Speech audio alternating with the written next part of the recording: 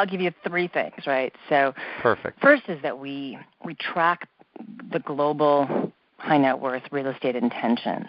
So their intention to buy or their intention to sell. And we've been doing that for 3 years.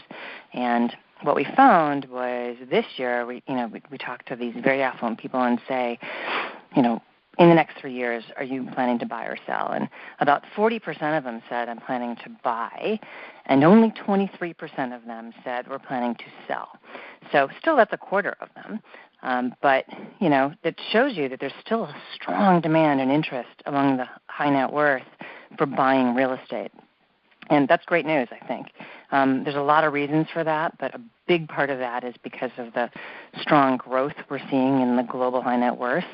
And you see that, this group of people is only continuing to get wealthier and wealthier, and they love real estate, and we know that. So what we did in the paper was we broke it down by region. So we looked at North America, Europe, Middle East, and Asia to determine what the interest in buying was versus selling in each of those regions across the world.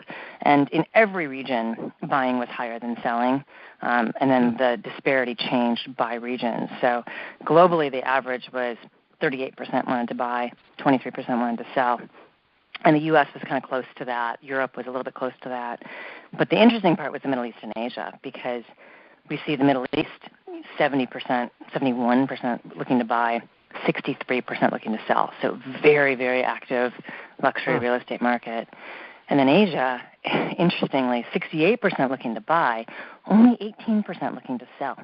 And also not surprising if you understand, it's all of Asia, not just China, but if you understand this consumer and how wealthy they're getting and how much interest they have in buying, in their region, but also outside of the region. So I think that's a big measure about the opportunity with Asian buyers around the world for primary homes, but also secondary and tertiary homes.